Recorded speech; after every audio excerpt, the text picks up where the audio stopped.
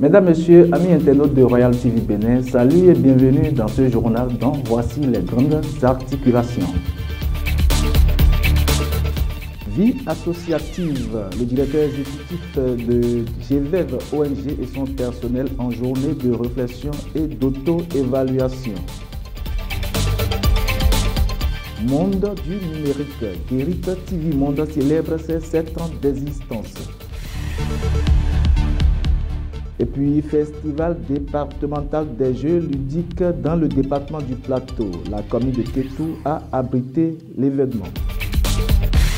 Créée en 2016, la télévision numérique Guérit TV Monde a aujourd'hui 7 ans.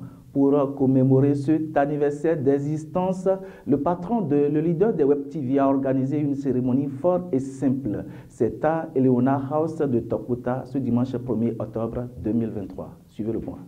La télévision numérique Guérit TV Monde a 7 ans ce 1er octobre 2023. Pour commémorer cet anniversaire d'existence, une cérémonie de réjouissance a été organisée à cet effet. C'était en présence des responsables de la presse et partenaires. Je me suis dit, est-ce que Shams pouvait tenir sur une longue durée dans une telle aventure? Il est vrai, moi j'ai été perturbé par mes activités politiques. Ce n'est pas facile d'être un acteur politique et d'être dans le même temps promoteur de médias de Web TV. Ce n'est pas comme les organes de presse qui sont réduits à leur sac. Mais lui, il a un organe de presse, il a un siège, il a tout ce qu'il faut. Donc je tiens à ce témoin ce soir pour dire que c'est un jeune homme vraiment qui a osé partir à un moment et qui a osé faire, comme l'a dit le président de oser partir, oser faire. Il a envie de réussir, on va l'encourager à aller, surtout avec professionnalisme et avec jamais perdre la crédibilité que l'organe a aujourd'hui. Parce que dans le monde du journalisme, nous mangeons quelque chose, c'est notre crédibilité. Guérit TV Monde est un organe basé à Porto Novo. Malgré les différentes difficultés qu'il rencontre, il a su maintenir le cap. Nous sommes là ce soir en train de célébrer les 7 ans. Et je pense que tout le mérite lui revient. Alors je voudrais, comme je l'entends déjà, demander à nous tous de continuer par soutenir ce groupe de presse, de continuer par soutenir Guérit TV Monde. Et je crois que tous ici présents, nous sommes d'accord que nous ferons de ce qui nous revient pour que Guérit TV Monde mérite sa place dans l'univers médiatique des médias en ligne. Cette cérémonie se trouve être d'une grande envergure. Nous sommes vraiment satisfaites de cette fête. Quand on dit 7 ans dans la vie d'un être, ce n'est pas petit. Et tout ça, c'est grâce à nos partenaires parce que sans eux, nous ne sommes rien. Si Guérit a pu rester, a pu tenir pendant 7 ans, c'est grâce à eux. Si nous existons aujourd'hui, c'est grâce à ces hommes qui ont cru en nous et qui ont toujours eu confiance à ce que nous faisons comme travail. Donc c'est un honneur pour nous d'être là aujourd'hui, de toujours exister, d'être toujours parmi la presse sélectionnée quand il y a des événements. C'est vrai que nous sommes le leader des Web TV et cela ne se réclame pas parce que le travail que nous faisons déjà le démontre. Comme toute chose utile, un grand défi reste encore à relever par cette télévision web. Très bientôt, Guérit TV Monde signera sa convention avec la HAC pour faire partie des médias en ligne réglementaires dans notre pays. C'est le lieu de saluer le professionnalisme de ceux-là qui animent ce groupe de presse. Et je suis venu vous encourager et vous dire de continuer sur cette même lancée. Et je suis confiant que l'année prochaine, nous serons encore là pour célébrer les 8 ans. Nous serons encore là pour accompagner Guérit TV à émerger. Pour que ces activités soient plus visibles, les abonnés sont invités à s'adapter. C'est dans le moment de nous exprimer toutes nos gratitudes pour tout ce qu'ils font pour nous. Et merci à tous ceux qui ont laissé tout ce qu'ils ont eu, tout ce qu'ils ont comme charge, comme responsabilité et pouvoir passer ce moment avec nous. Longue vie et plein de succès au leader des Web TV du Bénin.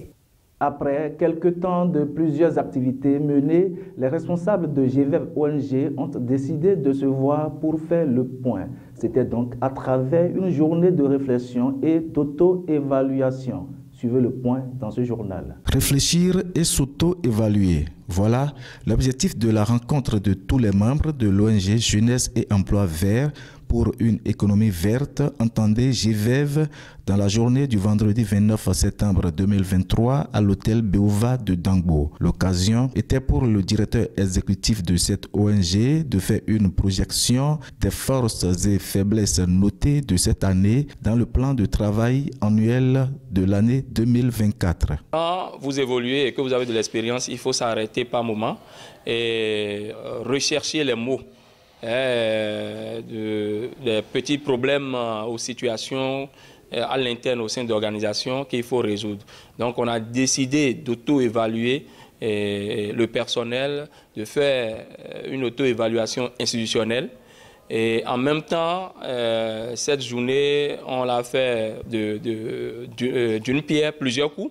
Ça constitue en même temps une journée de réflexion où nous avions invité tout le personnel, que ce soit ceux de la coordination, des autres points focaux, Zakota, Soava, Cotonou, Dangbo. Et tout le personnel s'est réuni ici pour évaluer d'abord au niveau des projets, le personnel, l'évolution du projet. Et vous savez, nos projets phares, comme le projet Route de la Jacinthe d'eau, financé par l'Agence française de développement, avec comme bras technique l'ANPT, qui se déroule à Gambier 1 et Gambier 2. Et tout le personnel était là. On a procédé à une évaluation à mi-parcours de toutes les activités minutieusement et une évaluation aussi du personnel. Pour agrémenter cette journée de réflexion, 2 communications ont été animées sur les thèmes ressources de qualité, patrimoine prioritaire pour un développement rassuré au service de l'humanité dans un processus du local au global, animé par Bernard Copé-Dossa, et sur le leadership animé par Roland Djossou. L'occasion a été pour moi d'apporter ma contribution à cette séance de l'ONG GVEV qui est d'ailleurs fait la promotion du patrimoine vert. Et à l'occasion, je n'ai pas manqué de montrer aux participants combien de fois nous devons d'abord soigner notre image en tant qu'humains.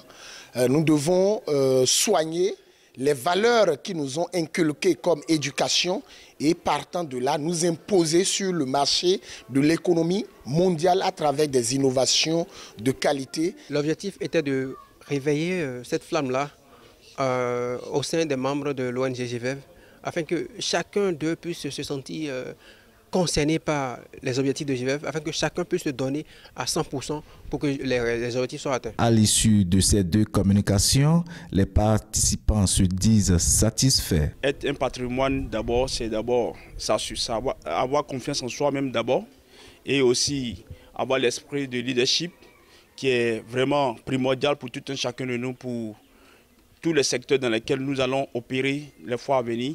Donc je peux dire dans l'ensemble que ces 2 communications ont vraiment motivé notre présence ici et ces communications vont nous aider véritablement à aller aussi de l'avant. La gestion des ressources humaines n'étant pas une chose facile, le DE explique que jusque-là, la bonne ambiance règne entre tous ses collaborateurs, même si parfois il y a de petits malentendus. Pour vivre ensemble, il y a quand même des clauses pour réussir cette aventure.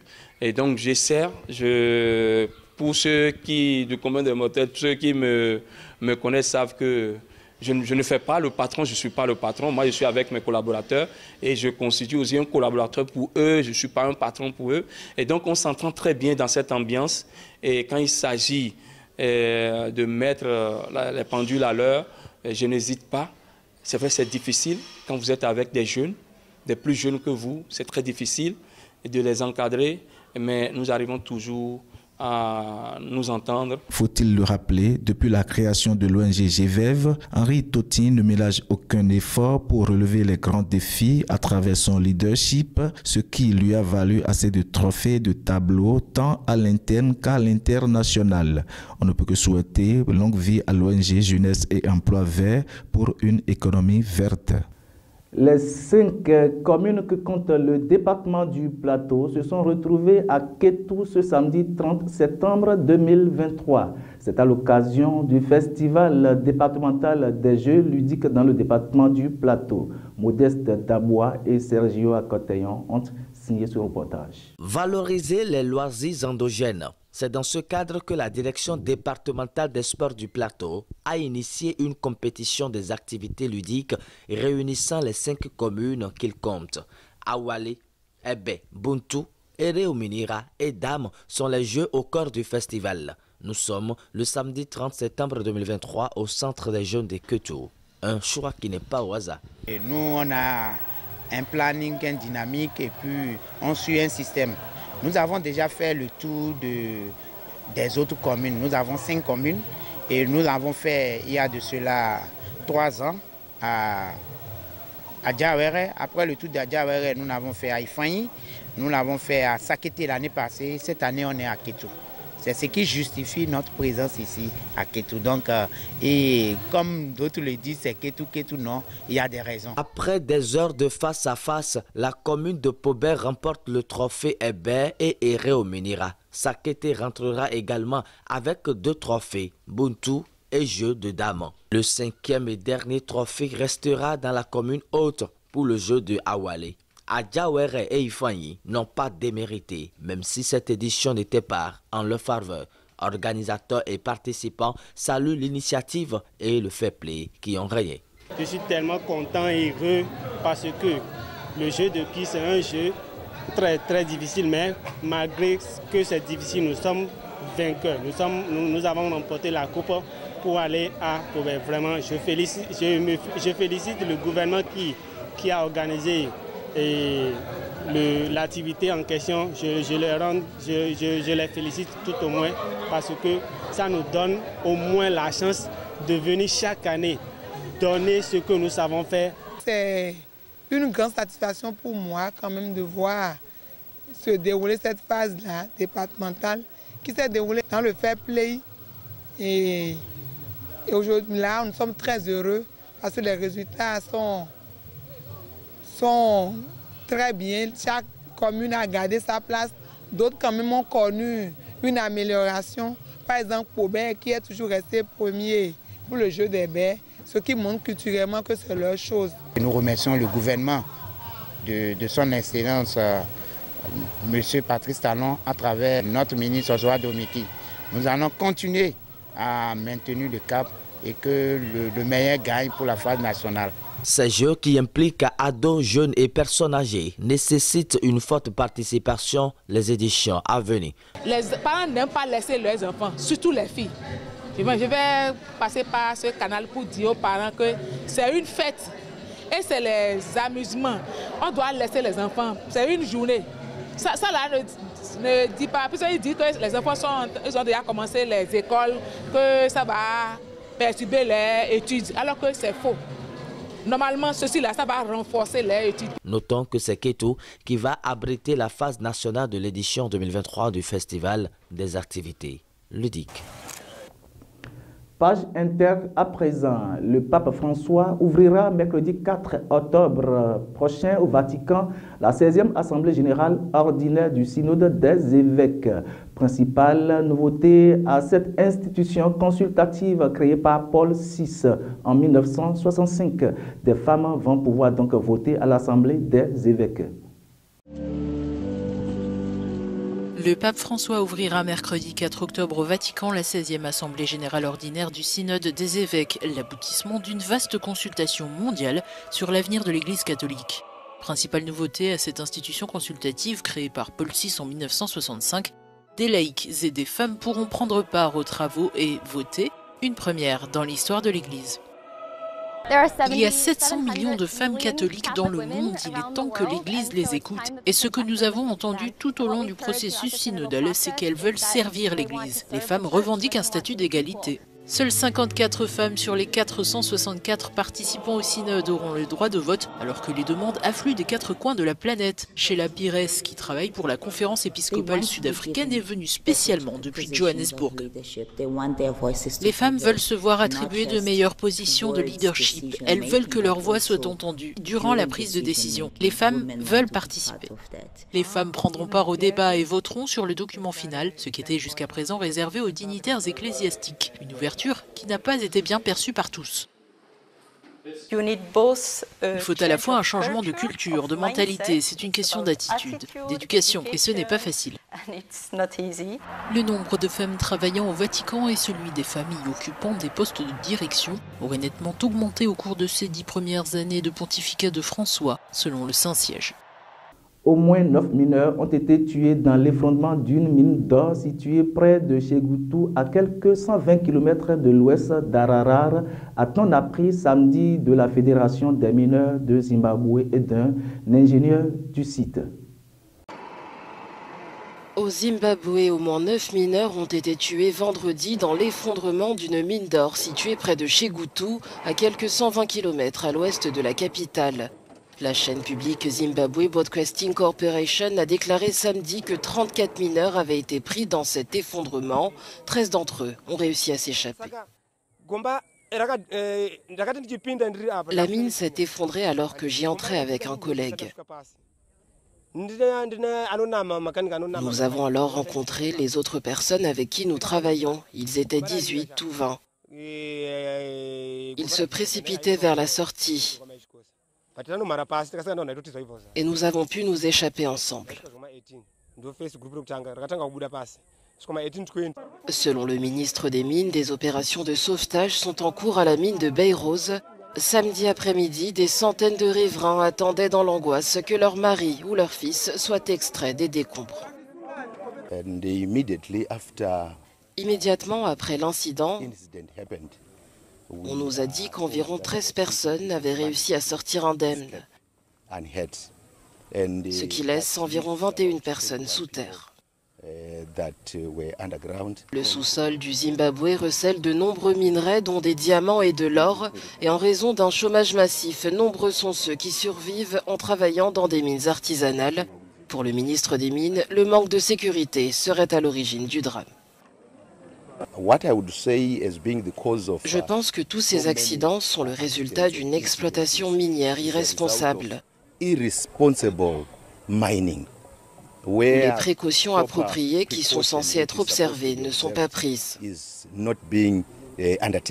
Dans ce pays d'Afrique australe, les accidents de la sorte sont fréquents. En 2019, au moins 33 personnes avaient trouvé la mort dans des mines. Mesdames, Messieurs, amis internautes de Royal TV Bénin, c'est la fin de ce journal dont nous remercions de l'avoir suivi. Au revoir et un très bon mois d'octobre à tous.